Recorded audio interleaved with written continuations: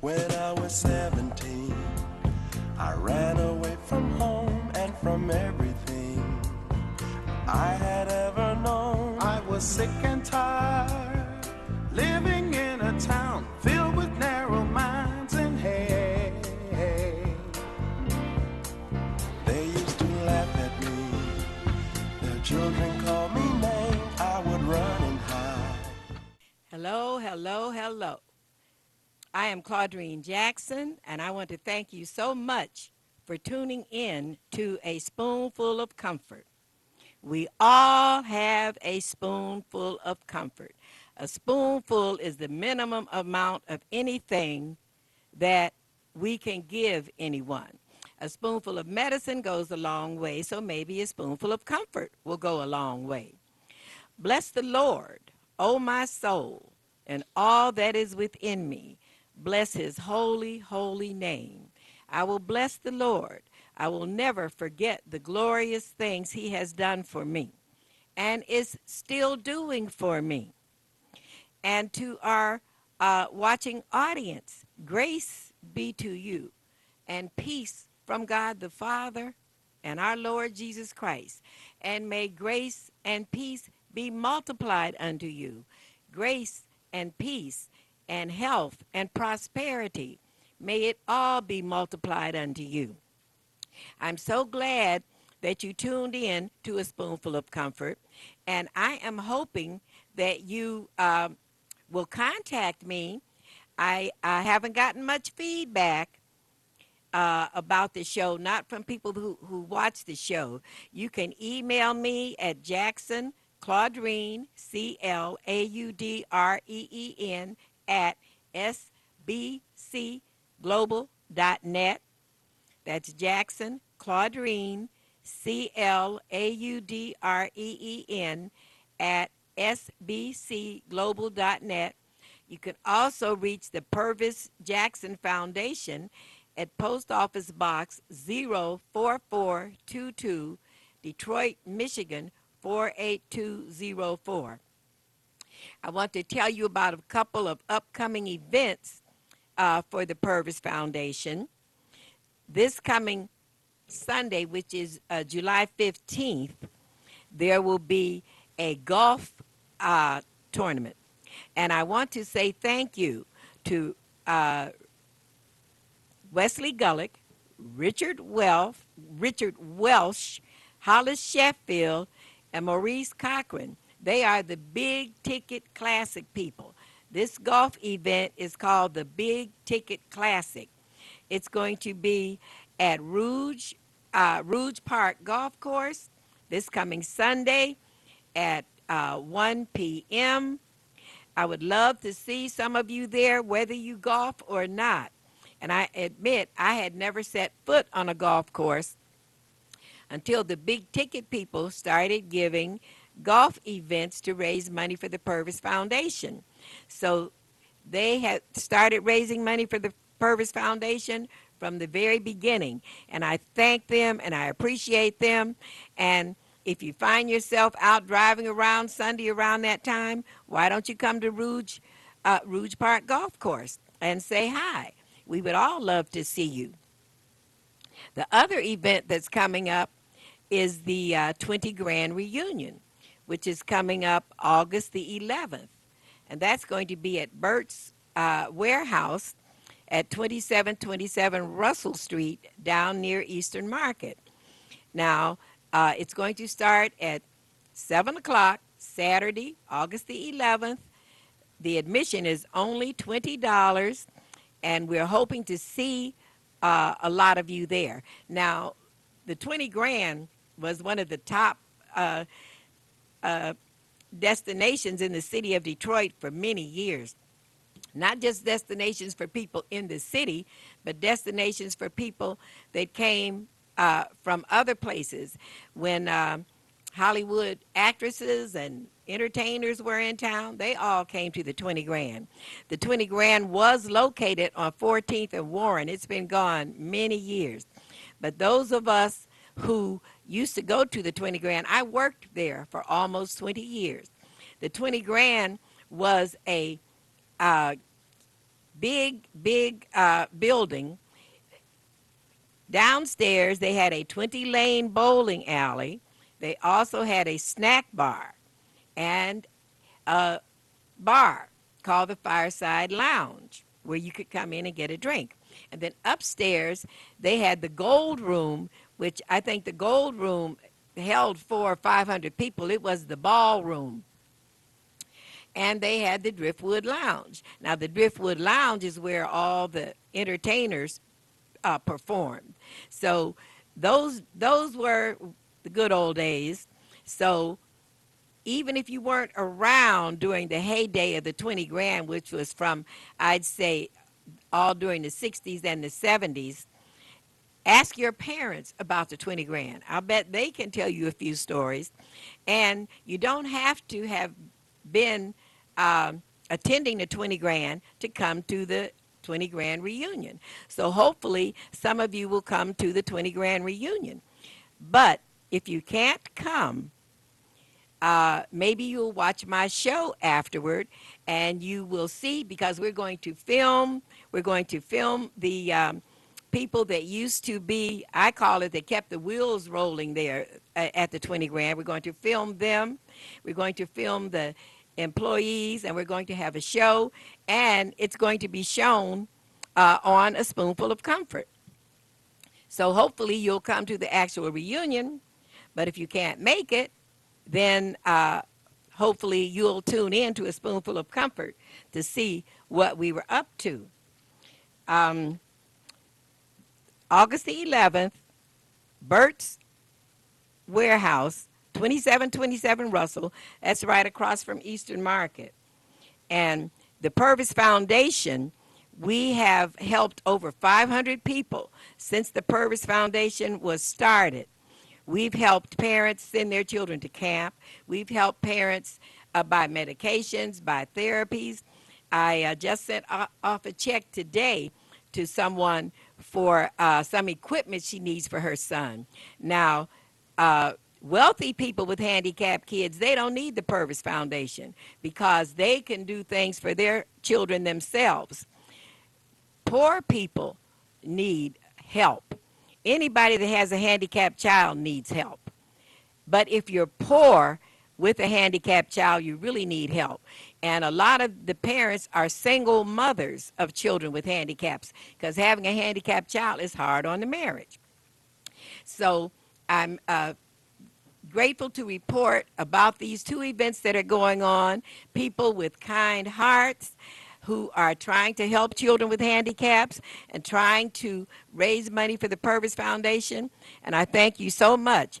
Like I said, Wesley Gullick, Richard Welsh, Maurice Cochran, and Hollis Sheffield are the big ticket people. And I thank them very much for what they're doing for the Purvis Foundation. The Purvis Foundation motto is Matthew 25:40. That which ye do for the least of my brethren, you do it also unto me. Also, Galatians 6:9. Be ye not weary in well-doing, for in due season ye will reap if you faint not. We are helping handicapped children.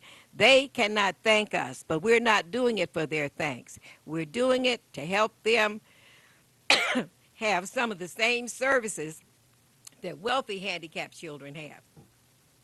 I'm going to take a short break. Please stick with me. I'll be back with you in a minute.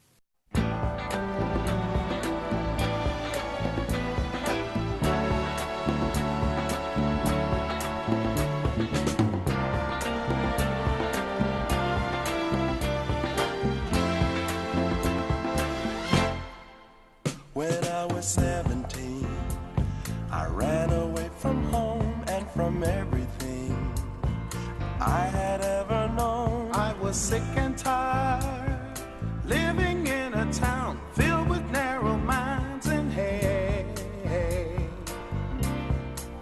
They used to laugh at me, their children called me names, I would run and hide. Thank you for sticking with me for A Spoonful of Comfort. I'm hoping that you registered to vote. Yesterday was the last day to register to vote for the August the 7th primary.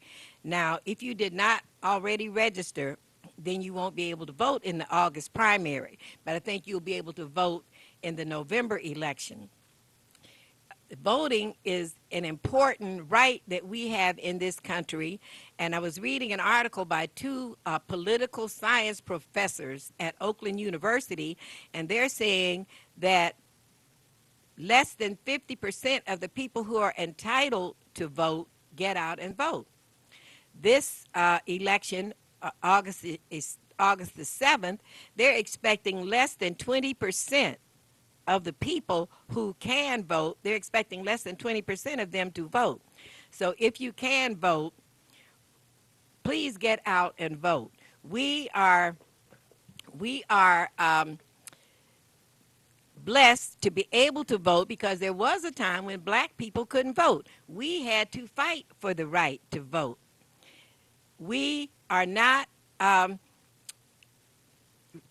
if we don't vote, then we just have to accept whatever leaders we get.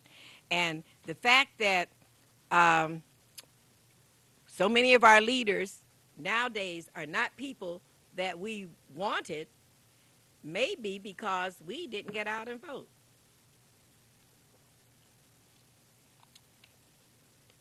So please vote in the primary August the 7th.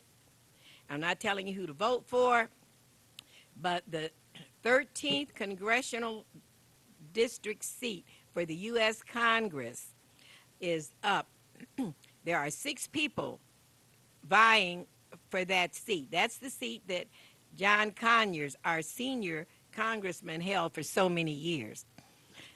There are 6 people running for that seat, but there are no Democrats. I mean, there are no Republicans. They're all Democrats. So I do not know if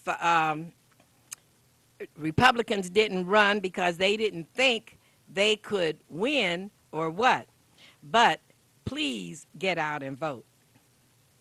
I wanted to talk to you about karma. You know what karma is? Karma is what you put out into the universe is what you get back from the universe. And you've heard it put many different ways. Everything that goes around comes around. You reap what you sow.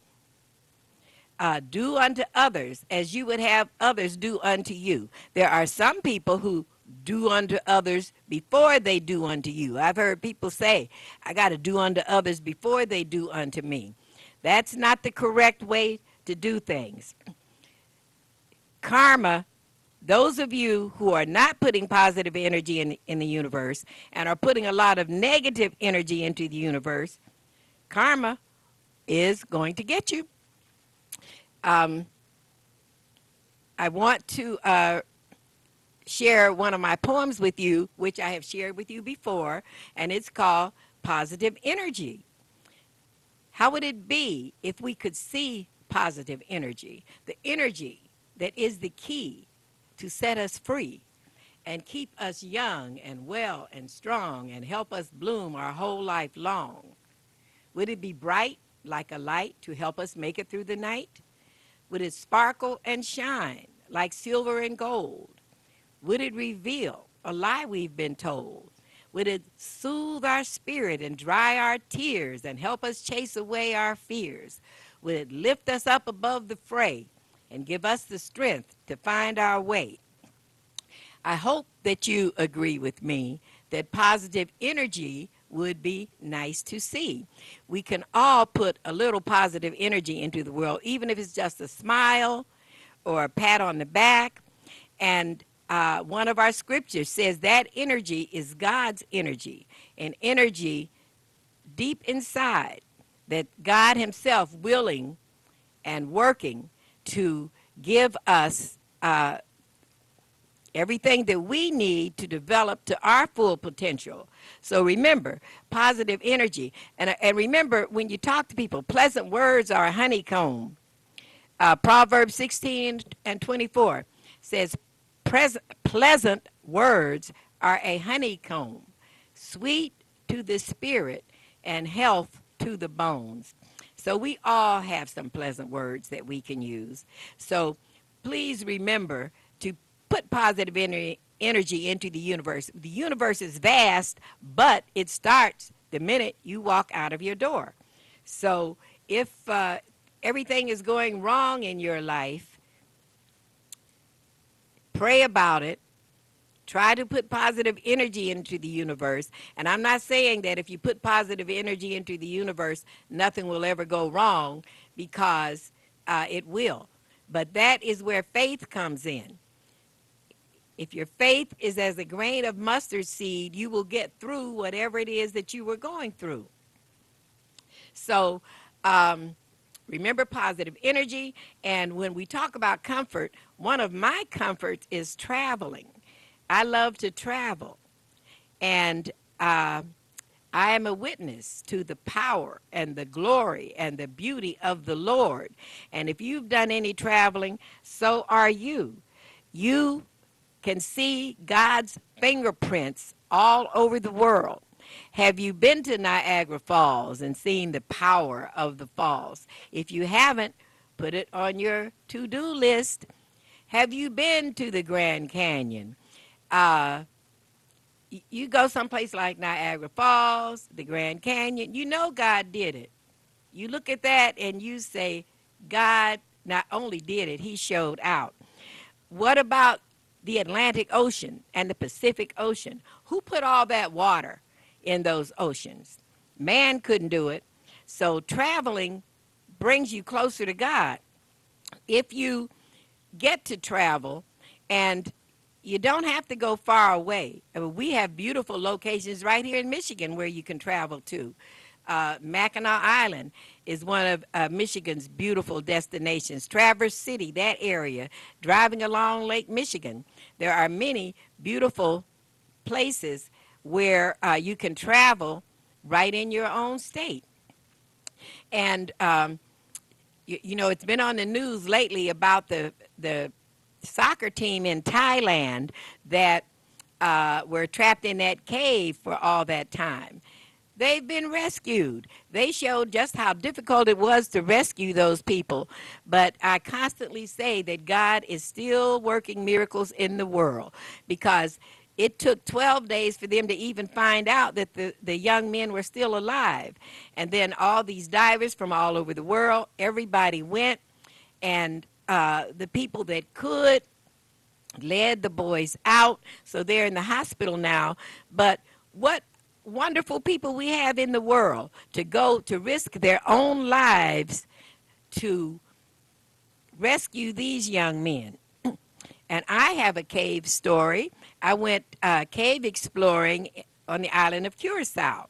So it was a much bigger cave than the cave these young men were trapped in.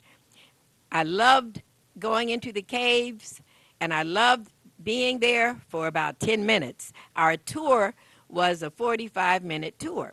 Well, after 10 minutes, I wanted to come out from underground and come back up, but I couldn't because we had to stay with our guide, and I didn't know where I was going, so sticking with the guide to try to make it through the 45 minutes was difficult.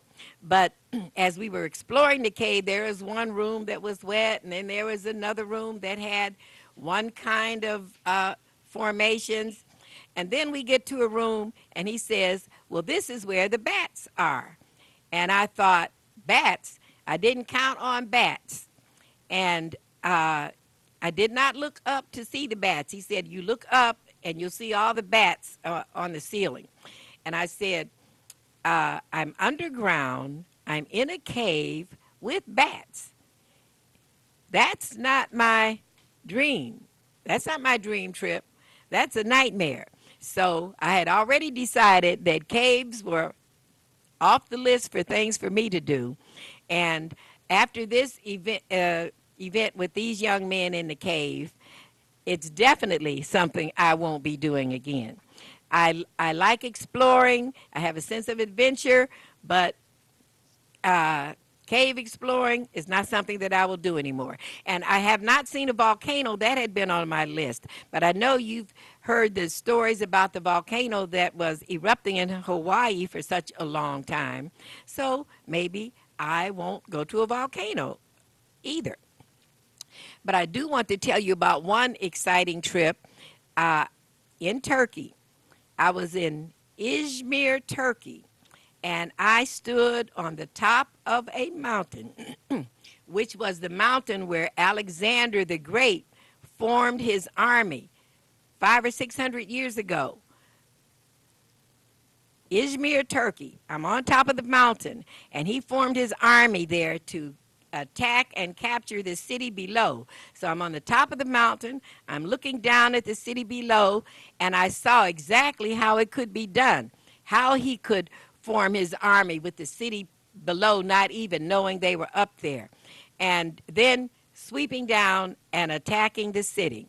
Well, how did I get on a mountain, which was the same mountain that Alexander the Great formed his army on, all the way in Turkey? That was one of God's blessings. And it was a great blessing. But I did not climb the mountain. There are the people that climb Pikes Peak in Colorado and climb Mount Everest. They climbed the mountains. I did not climb the mountain. I was delivered to the top of the mountain. But it was still a very exciting event for me, and something that I will always remember. So as you are traveling, you will be gathering memories, and I take pictures and all, but gathering memories. I went rock climbing in Aruba in my 70s. I did not ever plan on rock climbing because I'm not an athlete, but the Castleberry Rocks formations in Aruba, it was easy because there are steps cut into the rocks and there's a rail. So I could walk up the steps and hold on to the rail. And that's how I climbed that mountain. It was not a high mountain like the one in Izmir, Turkey was. But the mountain in Aruba, these are big rock formations, and they don't know where they came from or how they got started. Some of them are as big as houses, but it's a very sacred place for the people in Aruba. And when you go there, they say this is a quiet garden where Jesus walks, and come in and sit a spell and experience. And it was also a wonderful experience. And another mountain, I went to the top of Stone Mountain in Georgia. There's a trail that goes to the top of the mountain, but I did not go up on the trail. I took the incline up. And it's near Atlanta. And when I got to the top of the mountain, I thought about Martin Luther King. Every time I get to the top of one of these mountains, I think about Martin Luther King, because he said, I've been to the mountaintop, I looked over, and I've seen the other side. So if you see mountains and rivers and oceans and lakes, you know that those are God's fingerprints. You know that God has been busy showing out. And if you think of every beautiful landscape you've ever seen, every beautiful flower, every beautiful picture you've ever seen, they're all copies of what God created. So God put so much beauty into this world for us to appreciate that a lot of times we don't really appreciate it. Sometimes even the sky. You look up at the sky, at the clouds, and at the colors in the sky. It's beautiful. So I'm getting older. I mentioned to you last week that I'm getting close to 80, and I don't know if I'll get to travel. Well, I know I won't do as much traveling in the future as I have done in the past, but I still like to travel, and I still plan on some trips. And one of the things about aging is that I'm through fighting and arguing and bickering. All that is over. I'm through shopping. I've already bought everything and don't know where half of it is. I'm through procrastinating because I don't have the time before me that I have behind me. So I know that if I want to get things done, I better go on and get them done. I say that I don't have to worry about donating my organs because they're all used up by now. I don't cry as much anymore because crying, the things that used to cause me to cry, I don't cry about anymore. I don't learn things the hard way anymore. I've already learned things the hard way. And I had a conversation with a little boy once. He was about 8 or 9 years old, and we're having this conversation. And I tell him, I can't remember what the conversation was, but I said something because I'm an old woman. And he said, "Oh, I understand because I'm an old kid." And I said, "Isn't that interesting?" He felt like he was old. I'm feeling old, and he felt like he was old. So if you haven't traveled anywhere, make a plan to travel someplace close. Like I say, Michigan has many beautiful places. I haven't even been to all the places that I want to go to in Michigan. So maybe my traveling now will be closer proximity to where I live. But when you see God's fingerprints and see all the beautiful places he has created, and you see that they've been recreated by artists, but God was the original creator. And I'm so thankful that I have been blessed to get out and see some of the world and see some of the beautiful places. There's a place in Arizona called Monument Valley that I used to see the cowboy movies when I was a little girl. They were at Monument Valley. It's some place that I had never thought about going to. But anyhow, don't forget to vote. Don't forget about the golf outing coming up this coming Sunday.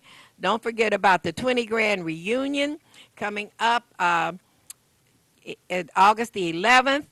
And until next week, may the power of God protect you and may the love of God enfold you. I'm Claudrine Jackson. Thanks for tuning in.